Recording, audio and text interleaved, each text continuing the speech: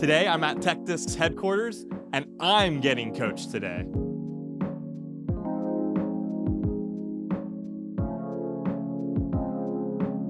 All right, guys, I'm here with Michael Sizemore, the co-founder of TechDisc, and you're going to be giving me a lesson today. But before we do that, can you kind of just tell me about TechDisc, the vision, where it started, and just give me a rundown? Yeah, so TechDisc started a little over 3 years ago. It was myself, my co-founder John, and we really wanted a way to measure your disc golf throw so you could get better faster. Because there's no shortage of tips on YouTube, tips from friends, but if you don't measure your throw, you don't really know what's working. So it's really a simple concept. It turned out to be a pretty complex implementation. And yeah, I can imagine. Getting it done was not as easy as you might think. Yep. But yeah, now TechDisc has been out for over 3 years and helped tens of thousands of people learn how they throw and get better fast. Story of your friend who got it at an early time in their disc golf career, because in the first 12 to 18 months, you're so excited. Yes. The early times of my disc golf career, I can't remember being more excited about something in my whole life. Just wanting to go out and play every day, multiple times a day, throwing every disc, every chance I could. And so to be able to get numbers on exactly what you're doing and really see your progress in the numbers on the TechDisc, and then see that out in the distance numbers in the field, and then see that again in the scores on the course. Yep. It's just way more fun than even I had. And the example that he used was he didn't realize he was throwing so much hyzer. Mm-hmm. The TechDisc showed how much hyzer he was throwing, and he was like, no, this is wrong. And then he goes to the field and he's like, holy crap, look how much hyzer I'm throwing. He comes back, he gets it to a level throw, and dude, wonders, right? Yeah. So, it's really like videotaping yourself. Like if you don't really videotape yourself and watch it, you don't really know what you're doing. At least most people don't. yeah. We had a couple guys in the office who, when they started, were throwing 20, 25, 30 degrees of hyzer without really understanding what was happening. It's a fairly normal thing. Wow. That happens. But you fix that, and then you can work on nose angle. And Yes. then you can work on speed, and then Yes. spin, and just keep advancing down the road. All right, so let's get a baseline for how you throw first, and then we'll dive into what you can do better. Sweet. So first, we're going to set you up with a distance driver. I'm going to ask you to take 10 throws, and then we're going to see how your stats compare to the rest of the TechDisc throwers out there. Here's our setup. We've got a couple different things going on. We're going to be throwing with several discs today. We've got a distance driver, we've got a mid-range, we've got a putter, we've got a computer running our web app, we've got an iPhone running our iPhone app, we've got an iPad showing the iOS app as well. This is the coolest thing. It's literally a slow-mo of a throw, which we'll show that in just a second. And then it has all the specs. So speed, spin, wobble, hyzer, nose, and launch. And then, yeah, we have the net with great turf for T-pad. This is X-Step Pro. This is X-Step Pro. Yeah, I know. These I know. are really nice. I know the best turf. Yeah, it's good. And now, should I throw these all, what percentage-wise? So what I'd say is try to throw your max distance that you can repeatably hit. So Okay. throw hard. So that's like But 90% we're not for me. Not like distance competition. Yeah. Pro Tour, you want to go as far as you can on par 5, Okay. but you still got to have a little bit of control. And just try to do that 10 times in a row. Okay. Okay, gotcha.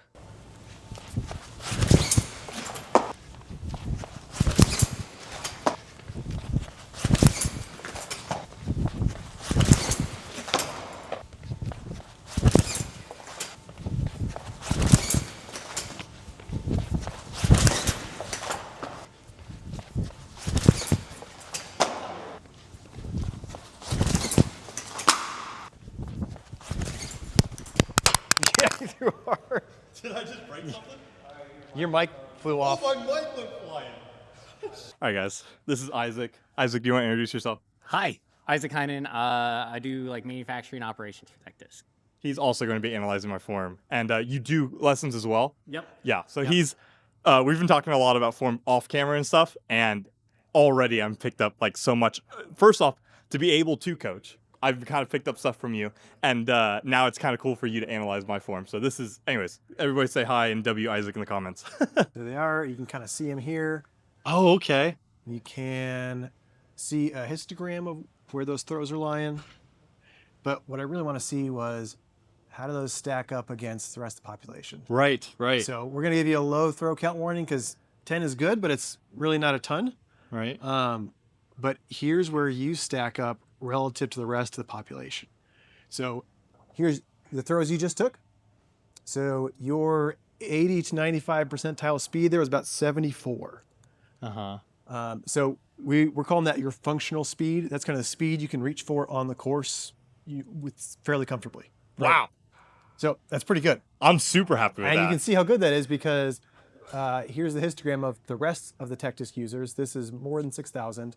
And this is going through probably more than 10 million throws in our database. And you're way over here on the good end. Let's go. You know what's crazy distribution. though? Is I feel like I don't throw far for tour. It's like, so could we look at, I want to compare myself to pro tour people. So let's do a little bit of that. Let's look at one of our favorite data sets, which is our US DGC data. So we were at the US DGC distance contest last year, and we took data from a whole bunch of pros, and anyone can go check out this data.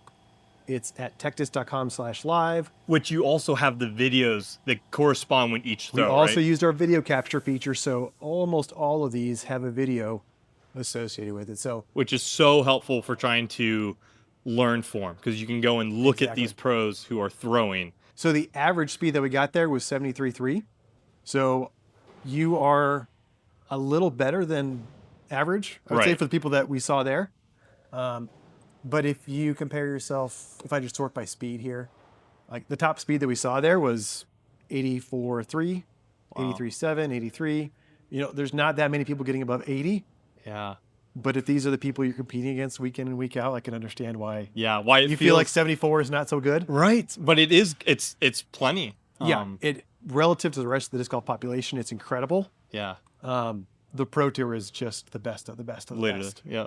Okay, so when we're looking at the throws, you're super consistent. So when we're looking at the speed, the spin, everything's kind of matching up, wobble, like very consistent. But then when we see the nose and launch angle, there's not really a great consistency.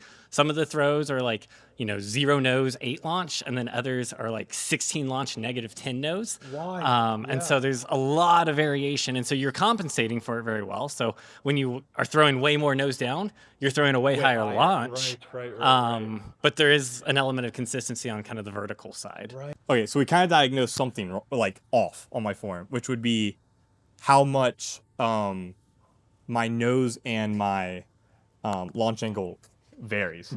You think that's from throwing into the net and not really knowing, or is that something we can change? Because that was something that Isaac said on the slow-mo, is being able to diagnose, oh, we can actually, let's look at the slow-mo. Yeah, let's do it. These are your most recent throws. I don't know if you saw this throw, but this throw is mashed. Yeah. It was a 76 mile an hour throw. And so it was interesting. I was looking at some differences between them. And when you're looking at video, like it's really hard to kind of see some of the differences. But one of the things that I just like roughly noticed on this one that I thought was really interesting is if you look at your hand position and like your back shoulder, in this exact moment, you see how it's almost like kind of in front of your thigh, and your back shoulder hasn't like really started slowing anything down yet. Yeah. If you go to one of your slower throws, and slow is relative because 71 is still crushed, you can almost see the hand is behind on at that exact same moment, and the shoulder is starting to slow you down a little bit. So on that other one, your timing was like peak. That difference is very minute, but like, yeah, you can see that hand is starting to slow you down at the moment. That should be helping you out right there. Yeah. So what do I need to do? What's like something that I would do to like better use? How do I do this now? How do I practice into getting my hand in the right spot? Well, honestly, some of it might just be experimentation for you. Now that you kind of know this, you can start experimenting. Like, okay, what happens if I just leave my hand in front of the thigh throughout the whole throw? With TechDisc, like you get instant feedback. So you can throw 5 times, and then you can throw 5 times and like kind of move it back a little farther, kind of mess with that shoulder timing, and you can kind of get those results and see what's happening. So I don't know if I have like, this is the exact way you do that. I've seen people do like the pocket drill where they like literally stick their hand in their pocket and they throw to kind of train and develop that. You're obviously skilled enough that you don't have to worry about throwing in a pocket, but it might be a little more focus of like, okay, I'm going to leave the back shoulder a little more anchored, a little more closed for a little bit longer, and see what happens. Or I'm going to kind of use it on the front side of my swing, or I'm going to like really focus on holding it back and see what happens. With me keeping my hand more in front, you said that's a timing thing. So is that allowing me to like what is that allowing me to do? Is that allowing me to literally pull my like chest open into my back? So your back shoulder is being used as an anchor. And so when you're coming through, you'll see a lot of the guys that it's moving, and then the back shoulder stops, and then that's what's propelling the arm forward. And so you can kind of see that in your throw. See the back shoulder kind of coming, and then the back shoulder stops there. It's kind of anchoring your throw down, and you're just still kind of moving forward through some of this. And I would almost argue actually you anchor it way better, and that's probably what's causing it. Is there's less movement in there.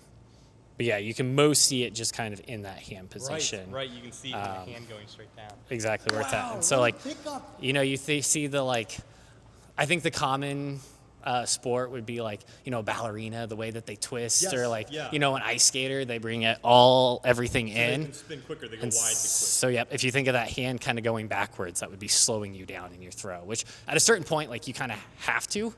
So you're not wildly, it's helping control your throw. So honestly, if you're throwing like a more controlled shot, like you're probably not trying to move through as fast. But if you're trying to go for big power, big distance, it could be holding you back. Man, I kind of want to try it right now of like, what does it look like with me pushing my hand more in front of my thigh so that I can generate more power. Let's do it. I'm literally going to be working on hand in front here. Yeah. Hand in front, like just kind of experiment, do a couple times kind of right there. Like if it helps to touch your thigh. Yeah, like, so I've use done that kind of as growing up, I did the pocket drill, like Yep. you said, where I was keeping my hand in my pocket the whole way. Yep. So in this case scenario, it's going to be right here in front of my thigh versus behind it. Which, Yep. when Just it's behind, pick a touch point on the thigh, and then Right when you're here. throwing, have it there, and then let it kind of fly out. Oh, this is so interesting. I tried. I tried so hard.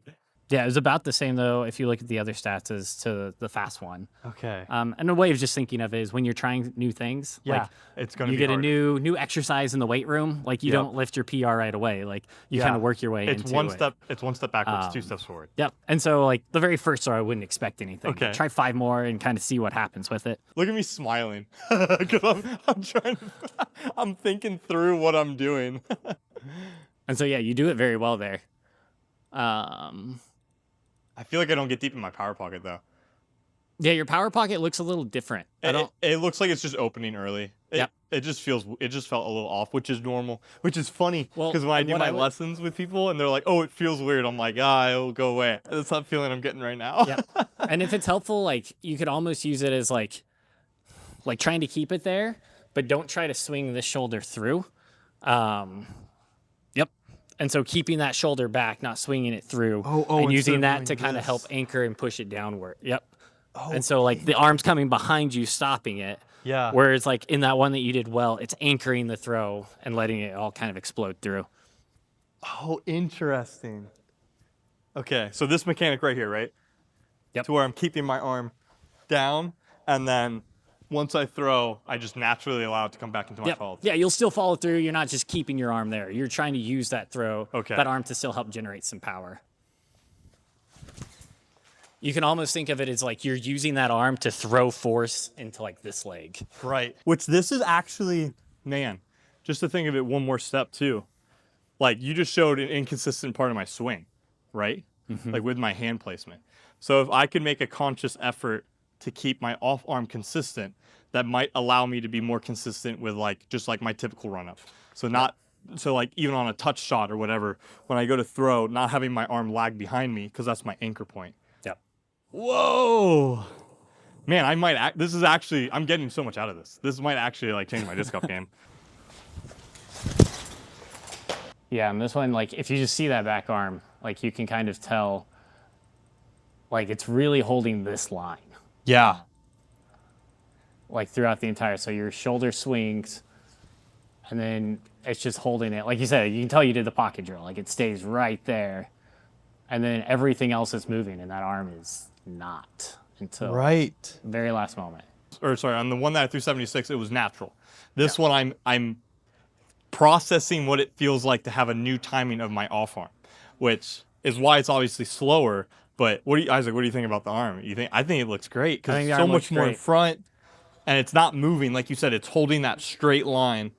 Yeah, and even similar, don't know this for sure, but I bet if we look at like your leg positions, I bet you're way wider on that 76. And so, like you said, you're thinking so much about this arm right now. There's other places that like you're not putting as much power Right, force into right, it as right, you right. can. But as far as compared with like the slower throws that we saw in that arm and shoulder position, like that's exactly where it was on the 76. Wow, that is so cool. So what do I do going forward? I think I do try to make a conscious thought of keeping this off arm more anchored, right? Yep. Man, that might help me this weekend at the Kansas City or the tournament we're playing, is to have just that little bit of a swing thought. Because it's not much. It's literally anchoring my shoulder and then pulling through into my shot. Yep. Or you're doing this to try to beat me this weekend. Maybe. Man, that is so much fun. All right, guys, that is the end of the video right there. Thank you so much to Isaac and Michael. TechDisc is the future of disc golf. You guys just saw it here firsthand. Literally, we got to see a 76-mile-an-hour throw and compare it to a 71-mile-an-hour throw and find out what was the problem. And now I have something to work on to get me up to that 1063 what Gannon's at right now. So again, thank you guys so much. Check out TechDisc. The links in the description. So yeah, that's the end of the video, guys.